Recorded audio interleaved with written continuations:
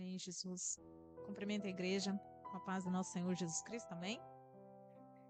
Glória seja dada ao Senhor. Abra comigo a sua Bíblia em 2 Timóteo, capítulo 4. 2 Timóteo, capítulo 4. Pela graça e misericórdia de Deus, mais uma vez nós estamos aqui para servir, fazer conforme a vontade do Pai. Graças a Deus. 2 Timóteo, capítulo 4. Nós vamos ler do versículo 1 ao 5. E diz assim a palavra do Senhor. 2 Timóteo, carta do apóstolo Paulo ao jovem Timóteo, seu filho na fé. Capítulo 4. Está escrito assim na palavra do Senhor: na presença de Deus e de Cristo Jesus, que há de julgar os vivos e mortos por sua manifestação e por seu reino, eu o exorto solenemente. Pregue a palavra, esteja preparado a tempo e fora de tempo. Repreenda, corrija, exorte com toda paciência e doutrina, pois virá o tempo em que não suportarão a sã doutrina. Ao contrário, sentindo coceira nos ouvidos, juntarão mestres para si mesmo, segundo os seus próprios desejos. Eles se recusarão a dar ouvidos à verdade, voltando-se para os mitos. Você, porém, seja moderado em tudo, suporte o sofrimento, faça a obra de um evangelista, cumpra plenamente o seu ministério. Amém. Sabe quando a gente fica maravilhado com o poder do Senhor? Porque o Senhor me deu essa palavra, acredito que na terça-feira, e eu ainda não sabia a certeza que eu ia ministrar hoje, mas o Senhor já sabia. E Deus é maravilhoso, né? A irmã Luzinete, ela leu aqui Gênesis, uma das passagens que está escrita aqui nessa ministração. Quando ela fala de Gênesis 12, quando o Senhor chama Abraão, o povo escolhido dele, o povo separado. E aí nós entendemos que Deus está na direção. E toda pessoa que vai ministrar a palavra do Senhor, a gente tem uma insegurança daquilo que Deus nos dá. Todas as vezes a gente pede: Senhor, me dá uma confirmação. Quem ministra a palavra sabe disso. Parece que a gente precisa que Deus confirme aquilo, embora o Senhor passe o dia confirmando na nossa vida, nos dá a palavra com plena direção, mas ainda assim nós pedimos uma confirmação. E aí hoje eu estava ali sentada, peguei a caneta e comecei a riscar e anotar. Ela falou, o irmão Henrique falou a palavra, nos louvores também foi falado. Graças a Deus por isso. Glória a Deus por isso. E aí nós, lendo e refletindo aqui nessa carta que o apóstolo Paulo escreveu ao seu filho na fé Timóteo, e nós vamos pensar um pouco sobre isso, sobre alguns versículos, sobre o tempo em que se chegou aonde as pessoas hoje têm dificuldade de ouvir a verdade. Onde a palavra fala para nós que, como coceiras no ouvido, as pessoas vão ter resistência da verdade. E elas vão procurar pessoas e igrejas e instituições que falem aquilo que agrada o coração de ouvir. E não, de fato, aquilo que realmente a gente precisa ouvir. Porque ninguém gosta de ser confrontado no pecado. Ninguém gosta que coloca o dedo lá na ferida e fala para nós que nós estamos errados. A gente não gosta. A gente quer convencer o outro do nosso erro. E muitas vezes nós pegamos versículos bíblicos, nós pegamos trechos da Bíblia e tentamos modelar aquele versículo conforme a nossa vontade. E eu vou falar hoje, eu não vou ministrar hoje você ou os irmãos, eu vou dizer nós. Porque quando eu me refiro a nós, eu estou falando sobre todos nós mesmos. Estou dizendo de mim, estou dizendo de você, estou dizendo do ser humano. Então nós pegamos versículos bíblicos e nós montamos ele conforme a nossa vontade. Às vezes, para modelar um erro nosso ou até um pecado, nós pegamos aquele versículo e trazemos ele para validar aquilo que nós fazemos. E se nós formos observar, não são um, não são dois, não são três, são vários. Nós fazemos isso fora do contexto. Então nós não olhamos o contexto do versículo. Nós vamos ali, pegamos um pedaço. E a gente vê muito isso também na internet. A gente vê aqueles palestrantes e pessoas que estão ministrando a palavra de Deus ali, pegando aqueles versículos apenas motivacionais, aqueles versículos que são coach, aqueles versículos que são de bênção, que são de prosperidades, aqueles versículos que simplesmente alegram o nosso coração e massageiam o nosso ego. Só que a palavra de Deus não é isso, não. A palavra de Deus é confronto, a palavra de Deus é transformação, a palavra de Deus, ela é mudança. Ela é conserto para a salvação. Então, se nós ouvirmos somente aquilo que nos motiva, somente aquilo que nos agrada, somente aquilo que é conforme a nossa vontade, nós não seremos salvos.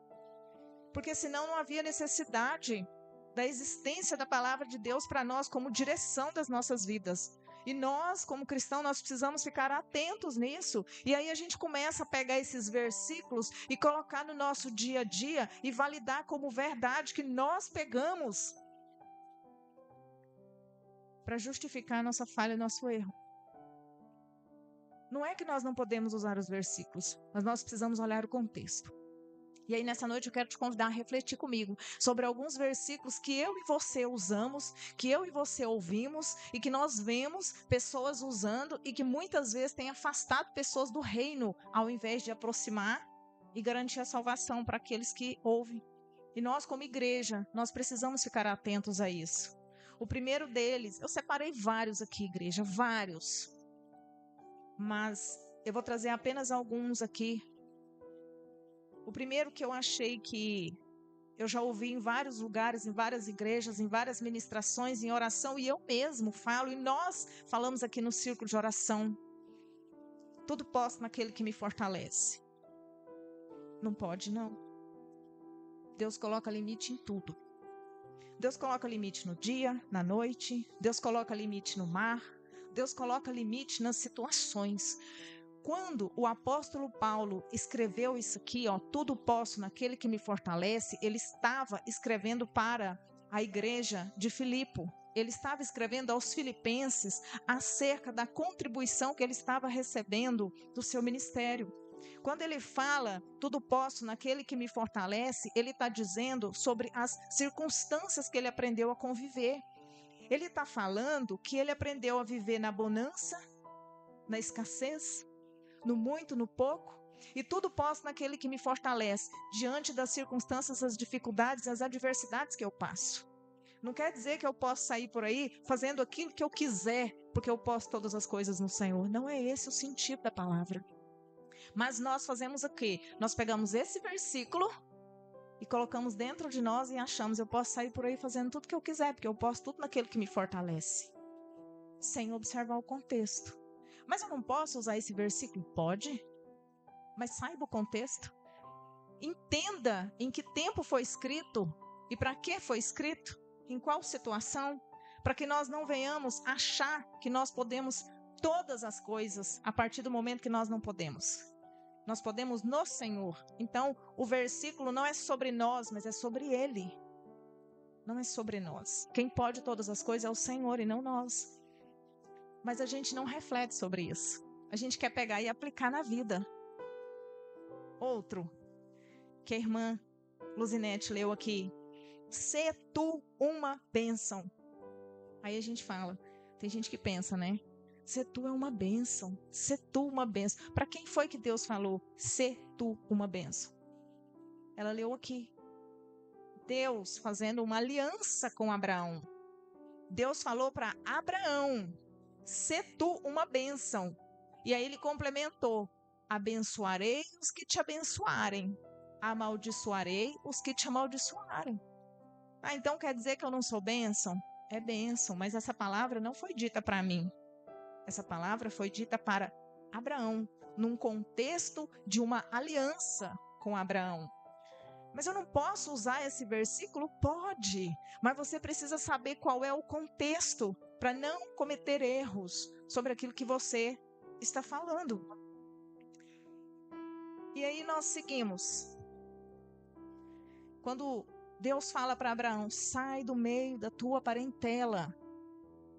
Foi uma aliança. Foi um povo que ele escolheu para ele. Ele pegou Abraão daquele lugar que ele estava, tirou ele daquele lugar, mandou para um determinado lugar para fazer dele uma grande nação. Então foi algo específico para uma pessoa, para uma nação. Seguimos. Onde colocarás as plantas dos teus pés, te darei por herança. E aí tem gente que pensa, né, que aonde pisar Deus vai dar.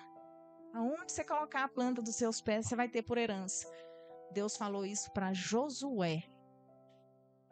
Porque Moisés havia morrido e Josué havia um grande projeto diante dos teus olhos que teria que ser feito e ele precisava de um incentivo. Então Deus falou com Josué, aonde colocar a planta dos teus pés te darei por herança. Mas ele não estava dizendo, pisa aqui que eu vou te dar. Não foi dessa forma, ele estava falando de um passo de fé. Nós pegamos e aplicamos na nossa vida como? É um passo de fé. Porque se eu for colocar a planta dos meus pés em algum lugar e o Senhor for me dar, eu estou andando aqui nesse altar, eu estou andando aqui nesse espaço, nessa igreja, nesse território. Então eu quero isso aqui, Deus vai me dar por herança. E aí às vezes nós não interpretamos aquilo que o Senhor está falando conosco. E isso pode afastar pessoas do reino, inclusive impedir pessoas de serem salvas. Por má interpretação de versículos. O Senhor é meu pastor e nada me faltará. Salmo 23.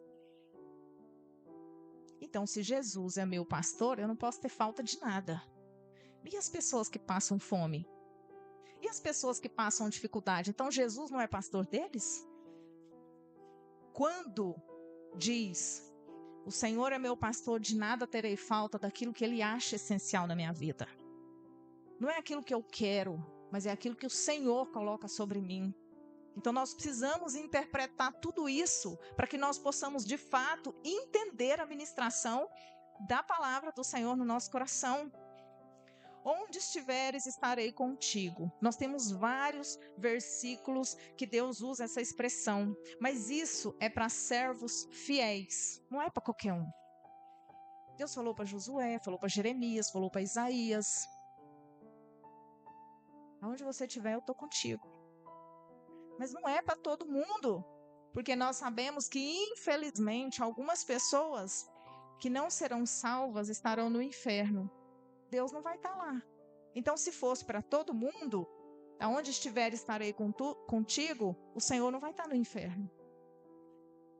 Então, não é para todo mundo.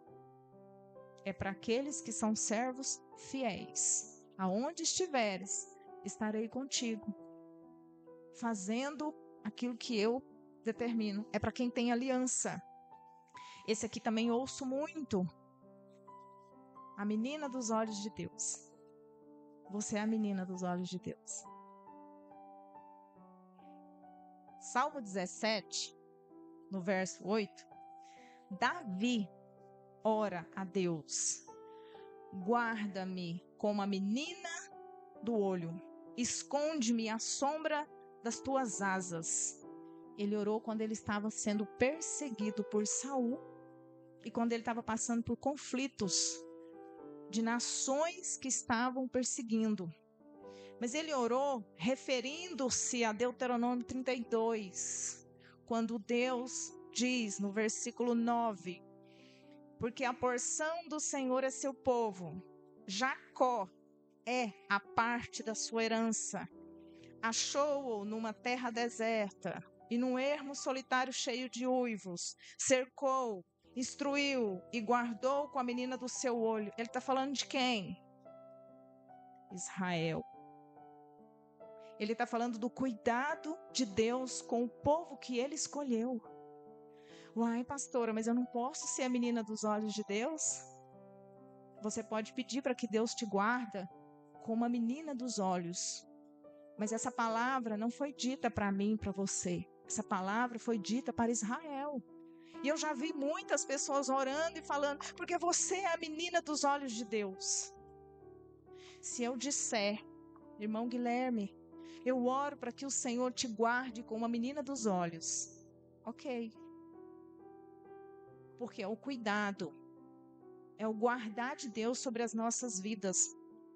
Mas eu preciso saber o termo correto e usar da forma correta para que eu não engane pessoas ou para que eu não massageie o ego de pessoas fazendo com que eles achem que é aquilo que não é. Por isso que nós precisamos ler contexto. Por isso que nós precisamos ler a Bíblia, ao invés de sair pegando qualquer versículo e espalhando ele, justificando nossos erros e as nossas falhas. E nós vemos grandes homens e mulheres de Deus que pegam esses versículos e distorcem. Satanás trabalhando na vida de quem ouviu. Porque talvez nós ministramos de uma forma e a pessoa entende de outra. Mas ela entende porque o inimigo distorce o entendimento, não a palavra.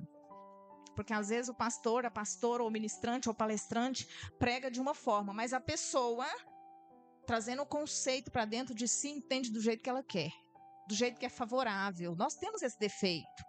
Nós queremos distorcer a coisa para ficar a nosso favor. Isso é ser humano. Eu não estou acusando ninguém, eu estou falando de mim. Nós queremos distorcer para as coisas ficarem boas para nós. Mesmo quando a gente age contra aquilo que está escrito. Porque, infelizmente, muitas pessoas leem a Bíblia, mas não conseguem entender, de fato, aquilo que está sendo falado. Porque confronta o nosso pecado. Porque mexe na nossa estrutura. Porque quer nos tirar da zona de conforto e a gente não quer sair dela. Mas sabe por que Deus usa palavras que nos confrontam? Para salvação. Porque no céu não entra pecado. Nós precisamos ser purificados para habitar na glória com o Senhor. E se necessário for, o Senhor, Ele vai trabalhar comigo e com você. E Ele vai colocar pessoas diante de você para dizer para você, para dizer para mim do nosso erro e da necessidade de mudança e de conserto para alcançar a glória que Ele preparou para nós. E é necessário. Ainda mais. Zacarias diz assim, capítulo 2, versículo 8. Porque assim diz o Senhor dos Exércitos. Depois da glória, ele me enviou às nações que vos despojaram. Porque aquele que tocar em vós, toca na menina do seu olho. Está falando de quem? Israel. As nações que os despojaram foram as nações que invadiram Israel, tomaram tudo que Israel tinha. Então o Senhor está falando sobre Israel. Mas eu sou o povo de Deus. Amém, queridos. Mas não é Israel. Mas eu quero ser a menina dos olhos de Deus. Você pode ser a menina dos olhos de Deus, pedindo ao Senhor que Ele te guarde e te proteja como a menina dos olhos de Deus. Isso nós podemos, porque foi o que Davi fez em Salmo. E é assim que nós precisamos entender a palavra do Senhor. Não é achar que... Porque aqui, a palavra diz o seguinte: aquele que tocar em vós, porque tem gente que acha, né, que fez cara feia pra gente que serve a Deus, se levantou contra nós, se posicionou contra nós, aí Deus vai levantar e vai lá e vai matar e vai passar a espada. Deus não vai fazer isso, não. Ele vai fazer se Ele quiser. Com as nações que invadiram Israel, Ele fez porque Ele quis. E algumas Ele determinou que fosse lá e punisse e castigasse a nação de Israel por desobediência. E Ele pode levantar pessoas para fazer isso conosco por tratamento, para que nós venhamos alcançar a salvação. Então, quando nós olhamos aqui alguns versículos, eu quis trazer esses, porque eu vejo muito. E nós precisamos entender que esse evangelho diluído, esse evangelho coach, esse evangelho doce, não salva. Não salva. Então, nós precisamos de quê? De confronto. Nós precisamos de transformação para ser salvo. Se eu gostar de ouvir palavra macia, que massageia meu ego, pode ter certeza, você não alcança salvação. Você precisa ser confrontado, porque você tem que ser transformado. Quem tem um encontro com Jesus precisa ser mudado. Você não pode continuar da forma como nós estávamos antes. É necessário que nós sejamos transformados. E talvez Deus está dando todas as oportunidades de mudança, está colocando pessoas, está colocando situações, está colocando ministrações diante dos nossos olhos, e nós não estamos percebendo que o Senhor está falando: eu quero que você seja transformado. para que você venha para a glória comigo, como o irmão Henrique ministrou aqui. Eu estou indo preparar morada. Na casa de meu pai há muitas moradas. Então essa história eu achei interessante, eu estava vendo uns vídeos, né? Aí tem um pastor aí, muito amado, ele chama as pessoas, os crentes, de fofinho de Jesus. Fofinho de Jesus. Nós somos o ponto fraco de Deus. Vai nessa. Você vai inaugurar o lago de fogo junto com Satanás. Porque a Bíblia, ela é confronto. A Bíblia, ela é mudança. Esse evangelho de algodão doce, esse evangelho de ursinho de pelúcia, é estratégia do inimigo para nós sermos condenados junto com ele. É uma forma que ele tem de distorcer o nosso entendimento daquilo que é falado, para que ele não vá sozinho, para que ele leve o maior número de pessoas que ele puder com ele. Isso é estratégia do inimigo. E como foi lido aqui, o apóstolo Paulo, ele estava explicando isso para Timóteo, que haverá um tempo que, como coceiras no ouvido, as pessoas não suportarão ouvir a sã doutrina. E aí eles vão procurar mestres de acordo com as suas concupiscências. Ou seja, não quer ouvir a verdade. Falou a verdade, virou inimigo. Falou a verdade, confrontou, dá problema. Aí essas pessoas vão fazer o quê? Vai procurar quem fala aquilo que ela quer ouvir. E nós não podemos ser isso. Porque do começo ao fim a Bíblia traz para nós o quê? Confronto, transformação. E se nós queremos realmente ser alcançados, nós precisamos dessa mudança. E eu estou falando, é todos nós mesmos, em vários detalhes. Isso é a estratégia de Satanás. E a gente precisa perceber isso. Estava ouvindo esses dias uma reportagem, na verdade nem era eu, o pastor. E ele só chegou com um trechinho assim perto de mim. A mulher é negócio de mãe de santo, não é? Ela falando assim, nós estamos trabalhando dentro das igrejas. O demônio falando. Nós estamos trabalhando dentro das igrejas. Eles estão firmes trabalhando dentro da igreja. Porque quando a verdade é pregada, ele já vai no seu ouvido e já começa a trabalhar na sua mente. Porque ele não pode distorcer a palavra, mas ele pode distorcer o seu entendimento. A sua aceitação. Ele pode fechar seu coração para você não receber aquilo que é da parte de Deus. Porque a forma que ele tem de alcançar o seu coração e a sua mente é distorcendo o seu entendimento. Não é aquilo que é falado, mas o entendimento. Isso tem acontecido. Então, quando nós olhamos para dentro desse evangelho raso, nós temos que pensar o seguinte: se as coisas fossem fáceis desse jeito, não havia necessidade de Jesus vir.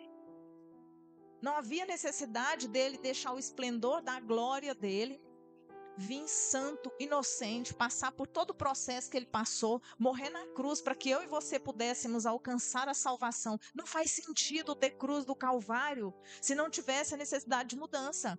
Se nós pudéssemos viver conforme a nossa vontade, qual seria o propósito da cruz? Isso é uma questão de lógica que nós precisamos pensar. Para que Jesus ia se fazer carne, que o Senhor ia se fazer carne, habitar no meio de nós, andar com os ensinamentos, sofrer tudo que ele sofreu, se não houvesse a necessidade? Se fosse tudo tão simples como é ministrado em muitos lugares. Hoje mesmo estava vendo de novo um vídeo questionando-se sobre a autoridade da Bíblia. Questionando se de fato é necessário nós seguirmos as direções bíblicas. Isso é implante do inimigo no meio do povo de Deus, para alcançar o maior número de pessoas possíveis. A perdição. E o ser humano gosta. Porque se num lugar falar para você, olha, aqui é renúncia, e no outro falar, não, aqui você pode fazer do jeito que você quiser, qual que é mais fácil? Vai ficar do jeito que tá? Ninguém quer sair da zona de conforto. Aí alguém diz para você, não tá bom assim, tem que mudar. Aí vem outro e diz para você, não, tá no caminho correto. Qual que é mais fácil? Concordar com o erro e permanecer do jeito que tá? ou aceitar ser confrontado, mexer na sua estrutura, fazer renúncia e ter mudança na sua vida? Qual que é mais fácil? Só que a Bíblia diz para nós que a porta é estreita. Estreita. Então, se é estreita, você tem que passar de ladinho e devagar, né? Porque se a porta for larga e você puder passar com os braços abertos, com todos os erros, com todos os pecados, renúncia é com o Senhor. Coleção de pecados é da concorrência. Então, nós precisamos estar atentos, gente. Nós precisamos abrir os olhos. Esses versículos, eles existem e podem ser usados. Só que tem que ser da forma correta, de acordo com o contexto e de verdade. Salvação, queridos, é outro nível. O que a Bíblia fala para nós de salvação? Pegue a sua cruz e siga. Está falando de renúncia. Está falando de mudança. Está falando de transformação. Negue-se a si mesmo. Foi isso que Jesus falou. É sair da minha vontade, andar na vontade de Deus. É obedecer. Ele fala sobre as bênçãos da obediência e a maldição da desobediência. Seja tardio em falar, tardio em irar. Controle a sua língua, suporte uns aos outros, ame o próximo, ore pelos seus inimigos, vigiai e orai. É isso que é o Evangelho. É isso que Jesus pregou para nós. No contexto correto, se você ler todo o contexto desses versículos, desses pedaços que eu falei aqui, você vai ver que é Jesus falando para mim e para você. É assim que você alcança a salvação que eu garanti para cada um de vocês quando eu morri na cruz do Calvário, quando eu paguei aquele preço alto pela sua vida. É isso que o Senhor está falando com nós. Essas partes da Bíblia que existem, essas nós não queremos, não. Quando alguém chega para mim e fala, você tem que orar pelo seu inimigo. Senhor, mas tem que orar. Senhor, mas tem que amar. Senhor, mas tem que perdoar. Ah, mas tem que suportar. Mas eu não suporto fulano, mas tem que suportar. Aí essa parte a gente não quer. Essa a gente não quer. Só que é essa que salva. Esse que é o evangelho da transformação. É na bruta mesmo, sabe? Não quero, mas vai ter que ser. Não concordo, faz sem concordar. Não aceito, vai ter que aceitar. Porque foi o que o Senhor falou para nós. É assim que funciona. Quando Jonas queria só a parte boa, não teve salvação. E aí a gente tem que parar de repetir só os pedaços bons e começar a pegar as correções. Porque se eu fizer isso, não precisa de outra pessoa fazer por mim. Se eu começar a ler a Bíblia e falar, eu preciso renunciar. Eu preciso vigiar e orar. Não precisa de ninguém se levantar e falar para você. Eu mesma tenho que enxergar as minhas falhas. Mas é claro que se eu tiver com dificuldade, o Senhor vai levantar alguém para falar comigo. Seja humilde. A gente precisa aceitar. Porque se tem tratamento, é porque tem conserto. Porque quando tem conserto, Deus trata. Quando não tem, Ele manda juízo. Então, se Deus está me tratando, se Deus está te tratando, é porque ainda tem conserto. Porque se não tivesse, Ele já tinha dado juízo. Juízo de Deus. Olha só. Deus é amor. Deus é perdão. Deus é misericórdia. É. Mas Ele é justiça, castigo e imposição de sofrimento. Conserto, punição e tratamento. Aí você fala para mim, pastora, Deus castiga? Aí eu vou dizer para você, para mim e para você, né? Vamos ler a Bíblia, fofinho de Jesus, né? Vamos ler a Bíblia, fofinho de Jesus. É claro que Deus castiga. Prova na Bíblia. Amém. Levítico, capítulo 26, do 14 a 39, principalmente no versículo 18 e 21, Deus fala assim, castigarei 7 vezes mais na desobediência. Castigar é o quê? É imposição de sofrimento. Castigar é colocar um sofrimento sobre você para que você entenda que você está passando por um processo. Mateus capítulo 13, do 24 ao 30, o Senhor Jesus fala a parábola do joio e do trigo. Ele fala que vai fazer o que com o joio que está no meio do trigo? Se não é punição, não é castigo, não é juízo, é o quê? O que Jesus pregou quando ele andou no meio de nós? Não foi conserto? Quando a gente vai olhando as parábolas do Senhor, ele não está falando de conserto? Deus castigou Israel, o povo que ele separou para ele. Ele permitiu Israel ser subjugado 2 vezes por nações, por cativeiro. Deus, ele permitiu que o templo que ele mesmo projetou e planejou fosse destruído e os despojos fossem roubados. Ele castigou a nação eleita. Lembra do dilúvio? Por que Deus mandou água em tudo que ele tinha criado? Ele mesmo criou, ele mandou água em tudo.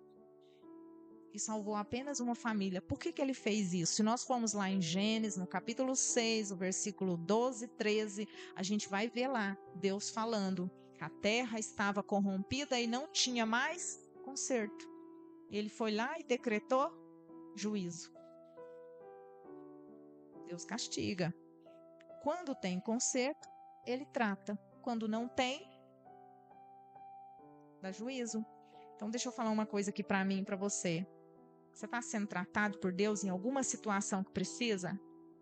Alegra-se no Senhor, porque tem conserto. Porque se não tivesse, já teria juízo. Então, às vezes, a gente está passando luta, privação, dificuldade, e fica naquela murmuração. Hoje eu estava glorificando a Deus. Falei, Senhor, eu quero exaltar o nome do Senhor em todas as dificuldades. Hoje eu fiz um acordo com Deus de manhã. Na verdade, eu fiz ontem de madrugada, quando eu estava orando. Falei, Senhor, amanhã pode acontecer um monte de coisa. Eu não quero murmurar. Eu não quero reclamar. E hoje foi um dia abençoado. E toda hora eu passava a mão na cabeça e falava, eu fiz um compromisso, eu não vou murmurar. Porque se tem tratamento, tem conserto. Vocês entenderam? Se Deus me tratar, é porque eu tenho conserto. Porque se não tiver conserto, ele vai me dar juízo. Lembra de Miriam, quando ela se levantou contra Moisés, seu irmão? Deus permitiu que ela fosse ferida com uma lepra no corpo. Mas teve cura para o corpo e transformação da alma. Então tinha conserto. Foi um tratamento que ele deu nela. E tem mais pessoas. Lembra de Davi, quando ele pecou com Batseba? Deus perdoou. Foi tratamento. Ele passou por um processo. Foi tratamento porque tinha conserto. Porque teve arrependimento. Não só eles. Paulo, Pedro, Jonas. Tratamento. Porque tinha conserto. Porque Deus viu lá na frente. Falou, tem conserto. Se tem conserto, eu vou dar tratamento. Deixa passar pelo processo. E suporta o processo no Senhor. Porque se ele está tratando, igreja, tem salvação. Saul e Judas Iscariotes não teve tratamento. Teve juízo. Por que Deus, então, não tratou Saul e deixou que ele permanecesse como o rei? Desobediência. Deus viu que não tinha conserto. Deu juízo. Judas errou, não teve conserto. Por quê? Porque Deus viu que não tinha transformação. Deus viu que não tinha humildade. Deus viu que não tinha conserto. Teve o quê? Juízo. Então nós passamos por algumas dificuldades. Nós estamos em tratamento e glória a Deus por isso. E aí eu sei que tem gente que pode falar assim, mas eu vivo no Novo Testamento. Isso aí tudo foi do Antigo. Eu vivo no Novo Testamento. Está errado, tem que viver a Bíblia toda. Porque o Novo Testamento é complemento do Antigo. É no Antigo que nós vemos as promessas do Senhor Jesus. E Jesus no Novo Testamento, ele diz, eu não vim para mudar a lei. Eu vim para que se cumpra. Não, mas eu quero uma prova de tratamento ou de punição ou de juízo do Senhor no Novo Testamento. Amém. Vamos lá em Atos, capítulo 5, versículo 1. Ananias e Safira só mentiram para Deus e morreram. Punição final. Por quê? Deus viu que não tinha conserto. Deus não tratou eles. Deus